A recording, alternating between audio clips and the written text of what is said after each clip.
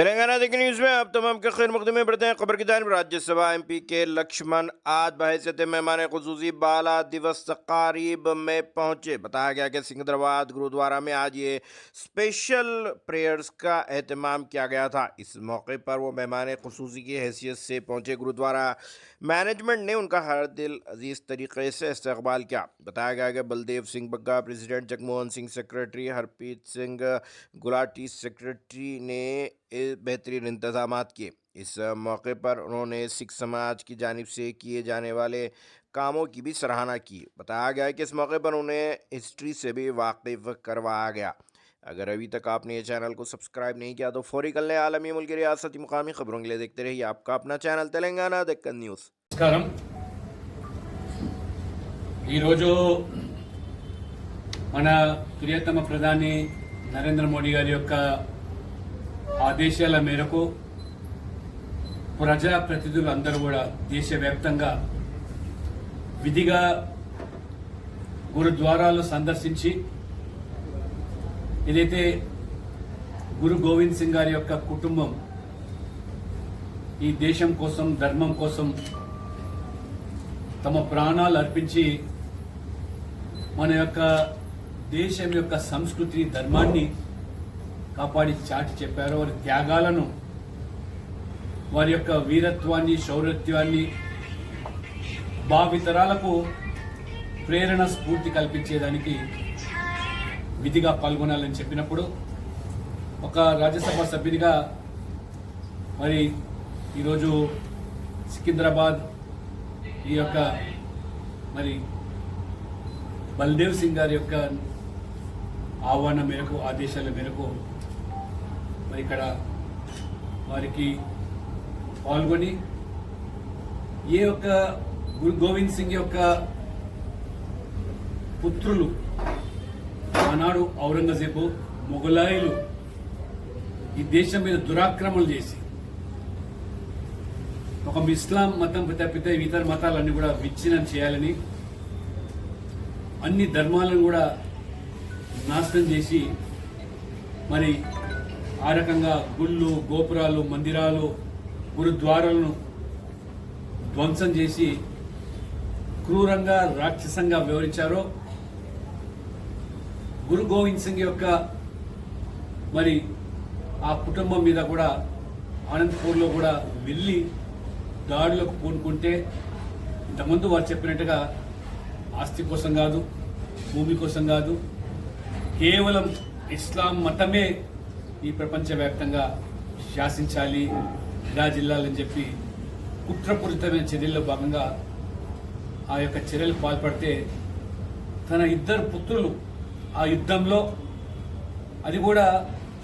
అది నిజంగా పీకి పందం చేసేటువంటి యుద్ధం, దొడిదారిన మరి ఆ రకంగా యుద్ధాన్ని ప్రకటిస్తే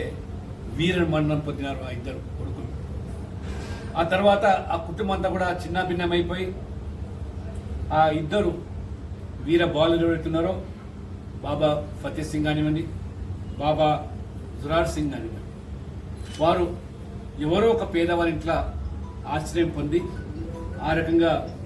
వారు జీవిస్తూ ఉంటే పసిగట్టి ఈ యొక్క ఔరంగజేబు సైన్యం వాళ్ళ ఇంటి మీద దాడులు చేసి మీరు ఈ యొక్క సిక్ మతాన్ని వదులుకొని ఇస్లాం మతం మీరు పుచ్చుకోవాలని చెప్పి ఆ యొక్క 9 సంవత్సరాలు 7 సంవత్సరాలు ఉన్నటువంటి ఆ బాలుల మీద ఎంత ఒత్తిడి తెచ్చినా కానీ ఆ గురు గోవింద్ సింగ్ యొక్క పెంపకంలో సిక్కు ధర్మాన్ని, మతాన్ని పాటించినటువంటి ఆ చిన్న ప్రాయంలోనే వారు మా ప్రాణాలు పోయినా పర్లేదు కానీ ఈ దేశంలో ఈ యొక్క మరి ధర్మాన్ని మేము కాపాడతాం, మా సిక్కు మతాన్ని వదులుకునేది లేదని చెప్పి వారు ఆ రకంగా తమ వీరత్వాన్ని ప్రదర్శించి ఎన్ని రకాల హింసలకు పాల్పడ్డా, పైశాచికంగా వాళ్ళ మీద దాడులు చేసినా వారు చలించక మరి మొక్కవని ధైర్యంతో ఏ రకంగా వారు చివరికి వాళ్ళని బందీలు చేసి ఇటుకలతో గోడలు కట్టి వారికి జీవ సమాధి చేసినటువంటి ఆ యొక్క రాక్షస ఆనందం పొందినటువంటి ఆ యొక్క మొఘలులు కానీ, ఔరంగజేబులు కానీ అటువంటి త్యాగ ధనుల చరిత్ర, ఒక వీర మరణాన్ని పొంది ఈ దేశం యొక్క సంస్కృతిని, ధర్మాన్ని, సిక్కు మతాన్ని కాపాడి మరి దేశానికి స్వాతంత్రం వచ్చి 70 సంవత్సరాలైనా ఎక్కడ చరిత్ర పుటల్లో వీళ్ళు ప్రస్తావన లేకపోవడం చాలా దౌర్భాగ్యమైన విషయం. ఇటువంటి అనేక మంది వాళ్ళ సిక్కు మతంలోనే కాదు, హిందూ ధర్మంలో కానీ అనేక మంది ఈ భారతదేశంలో ఒకవైపు ఆంగ్లేయులకు వ్యతిరేకంగా, బ్రిటిష్ పాలనకు వ్యతిరేకంగా పోరాటం చేసి, మరోవైపు ఈ యొక్క మరి మొఘలాయులు, తుర్కుషులు వీళ్ళకు వ్యతిరేకంగా పోరాటం చేసి వాళ్ళు సాధించుకున్నటువంటి ఈ యొక్క దేశంలో ఎక్కడ ఒక కుటుంబం చరిత్ర తప్పితే మిగతా త్యాగదనుల చరిత్రను ఏ రకంగా ఉద్దేశపూర్వకంగానే వాటిని విస్మరించారో వారిని చరిత్ర క్షమించారు, భావితరాలు వారిని క్షమించవు. అందుకనే గతం లేనిది భావితరాలకు చరిత్ర లేదు. కాబట్టి నరేంద్ర మోడీ గారు పెద్ద మనసుతో ఈ చరిత్రను వెలుగులోకి తీసుకొచ్చి వెలికి తీసి అనేక మంది మహనీయులు వాళ్ళు ఇవాళ బాబా ఫతే సింగ్, దురార్ సింగే కాదు, ఇంకా ఆదివాసీ బిడ్డలు కూడా, బిస్రా ముండే లాంటి అడవిలో పుట్టిన బిడ్డలు ఏ రకంగా దేశ స్వాతంత్రం కోసం ప్రాణాలు వదులుకున్నారో విల్లంబు చేతులు బట్టి, ఇది భావితరాలకు ప్రేరణ, స్ఫూర్తినిచ్చేటువంటి ఈ యొక్క జాతీయ భావన, దేశభక్తి, మన ధర్మం పట్ల ఉన్నటువంటి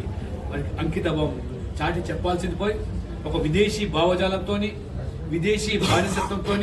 ఇంకా చట్టాలు మొదలుకుంటే పాఠాలు కూడా ఆ యొక్క విదేశీ మరి ఆ మెఘాలయ విద్యా విధానాన్ని కొనసాగించడం చాలా దౌర్భాగ్యం.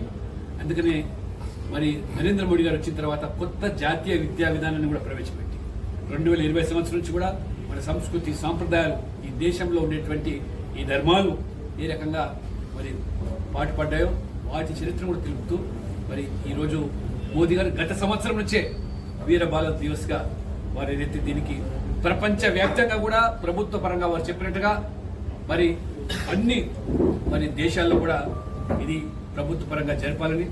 ఇవాళ గవర్నర్లు లేదా ఇవాళ అంబాసిడర్లు లేదా ప్రజాప్రతినిధులందరూ కూడా ఈ రకంగా తమ భక్తి భావనను చాటుకొని వారు చేసిన త్యాగాలు భావితరాలకు స్ఫూర్తి, ప్రేరణ కల్పించేలాగా ఉండాలని చెప్పి ఇచ్చిన పిలుపు మేరకు వాళ్ళ ఈ కార్యక్రమంలో పాల్గొనడం జరిగింది. నిజంగా వారు ఒక చిన్న కోరిక కూడా గారు వీర బాల దివస్ గా షేబ్ జాదీ మరి షహద్ దివస్ గా, కాబట్టి